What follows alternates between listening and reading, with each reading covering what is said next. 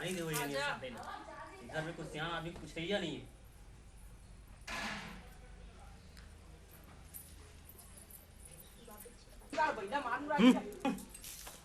पारा भर में साले हमर निंदा हुआ थे।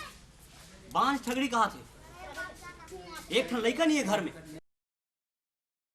कहाँ हाथ रे एतिया? हाँ बाबूजी। देखा तो कहा जाएगा छोड़ के हम के तोर दूसर बिहाव करूं तब एक घर में लड़का खेले। तो कैसे बात करा था बाबूजी? ये हमार पत्नी है, ये यहाँ नहीं रहा है, तमहू यहाँ नहीं रहा। वाह रे जोरू के गुलाम, जाता हूँ निकल जाए घर ले।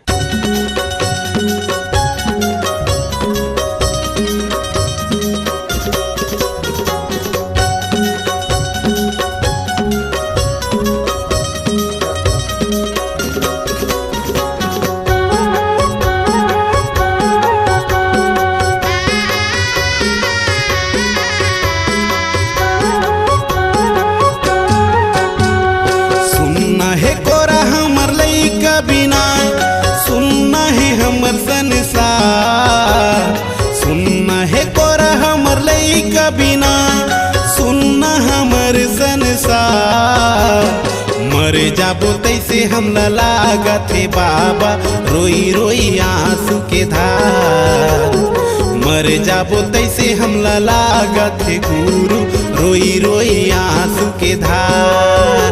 ये दयालु गुरु दया कर दे लइका दे के दुख हर दे। ये दयालु गुरु दुख हर दे बेटा दे के दुख हर दे। सुनना है कोरा हमर लइका बिना सुनना हमर संसार। सुनना है कोरा हमर लइका बिना सुनना है हमर संसार। मर जाबो तैसे हम लागत है बाबा रोई रोई आंसू के धार। मर जाबो तैसे हम लागत है बाबा रोई रोई आंसू के धार। ये दयालु गुरु दया कर दे लइका दे के दुख हर दे। ये दयालु गुरु दुख हर दे बेटा दे के दुख हर दे।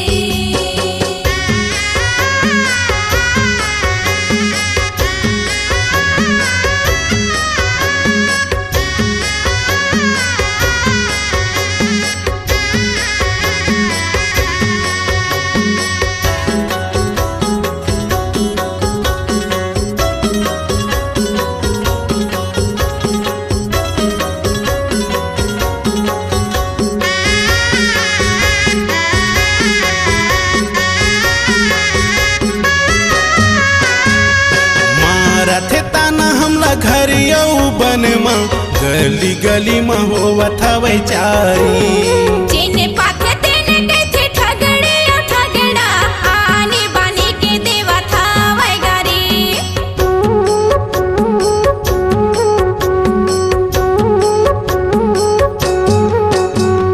मारथे ताना हमला घर यौवन में गली गली में होवत हवे चारी। जेने पाथे तेने कैथे ठगड़े ओ ठगड़ा आने बाने के देवा था वैगारी। घुट घुट के ये दे परत हवे जीना होगे जीना दुश्वार मर जाबो तैसे हमला लागत है बाबा रोई रोई आंसू के धार। मर जाबो तैसे हमला लागत है गुरु रोई रोई आंसू के धार। ये दयालु गुरु दया कर दे लइका दे के दुख हर दे।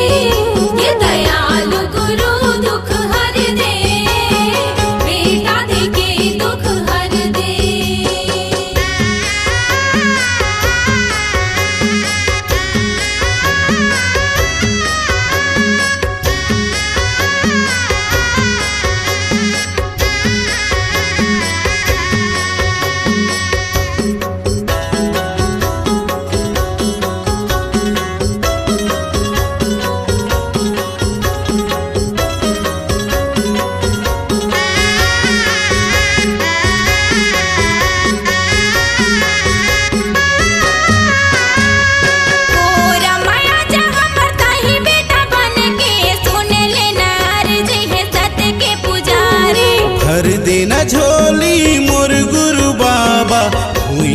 पते आए तोर दुआरी।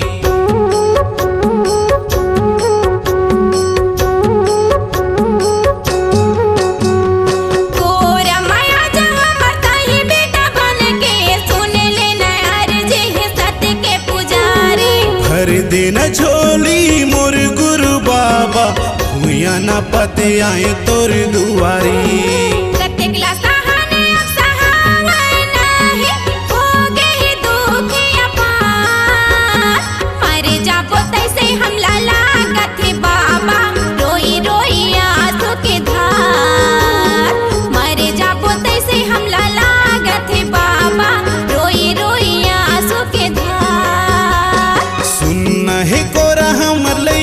बिना सुनना है हमर संसार, सुनना है कोरा हमर लइका बिना सुनना है हमर संसार।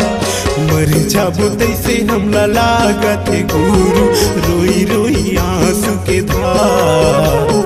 मर जाबो तैसे हमला लागत है बाबा रोई रोई आंसू के धार।